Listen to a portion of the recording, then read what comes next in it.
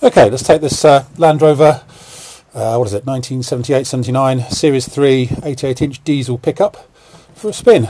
Being stone cold, we'll have to give it a bit of heat. Oil pressure light and charge light come up. When I turn this, the cold start light does come up. So we'll give it a little bit of heat.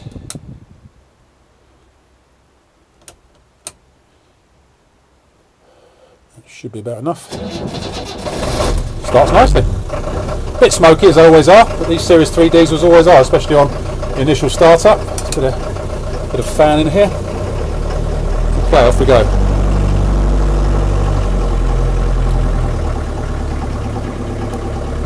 So, what can we tell you about this? Let's wait until we get out into the main road, really. As you can see, it starts nicely from cold.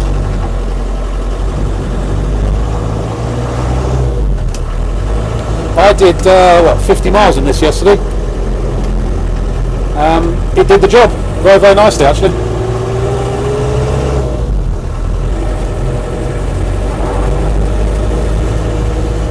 Wipe that screen down a bit. See if I'm going now. The fan will kick in a minute. Get it a bit warmer in here.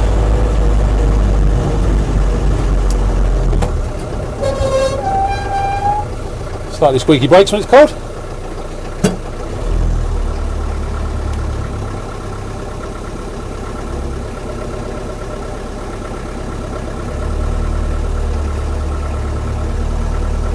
Come on, come on. Okay. So yes, showing 7,000 miles. It has had a replacement speedo put in by the look of it. So that looks very new. So clearly that mileage isn't correct. But engine starts nicely, and it's the normal sort of smoky, uncivilised Series 3 diesel, but it does the job, simple as that. Doesn't no overheating or anything like that. Temperature gauge does work nicely when it's warmed up. Yeah, nice motor on it.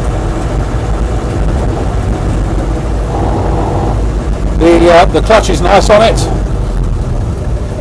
Gearbox, no jumping out of gear or anything like that, or selection problems. The only two things you have got on the gearbox: the synchro between third and fourth is easily defeated if you rush it, and on the overrun you can get a little bit of I think it's tail shaft bearings that do it, but when you on the overrun sometimes you take your foot off the throttle. Or something, do it now. Yeah, you just get a sort of a slight noise, which as far as I can recall is tail shaft bearings, but I don't want emails or texts or phone calls saying no, it's not, it's something else. It has got a slight, let's just say it's got a slight bearing noise from the I think from the gearbox. It's got overdrive, this one, which we'll click into in a minute.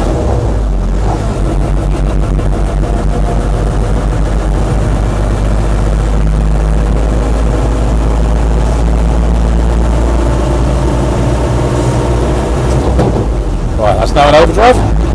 Unusually the overdrive isn't too whiny and noisy the way that some of them are, but considering the whole thing is the diesels are always quite noisy on these, it's no extra hardship. Up this window a little bit. Yeah, that's the sort of the tail shaft noise. I mean, if I back off the throttle, come out of overdrive again. But it clicks in out of overdrive nicely. So just a bit of sort of resonance from the bearings and the gearbox. But it's running on parabolic springs, so it rides relatively well for a series. Still very slightly choppy, but not too bad.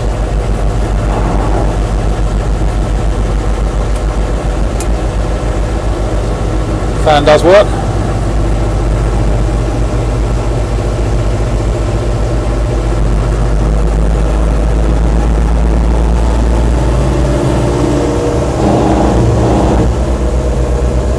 Lots of water here. Ideal Land Rover weather.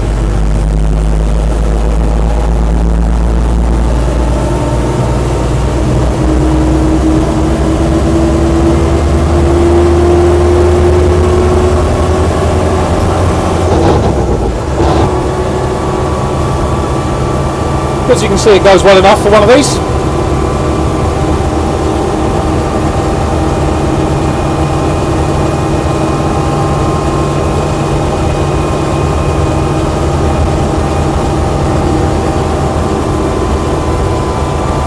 track's nice and straight, it's not wandering about all over the road. The steering's quite precise on this one by Land Rover standards.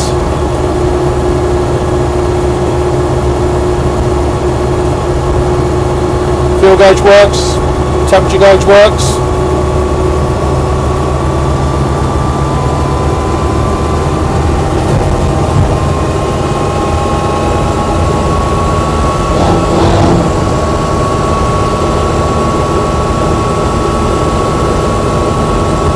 You're nipping along at a fair old lick now.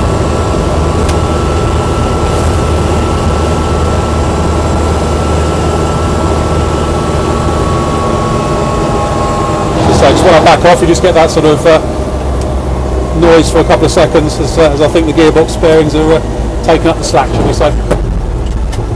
But probably live for years like that. Driving from fourth to third there, the synchros were absolutely fine, but say I have defeated them a couple of times in the past, so assume they're not perfect. That's about it, I think. My name's Simon. You can reach me on 0771 906 9353 or in the office on 0118 946 3352, or you can go to our website, which is www.motodrome.co.uk. And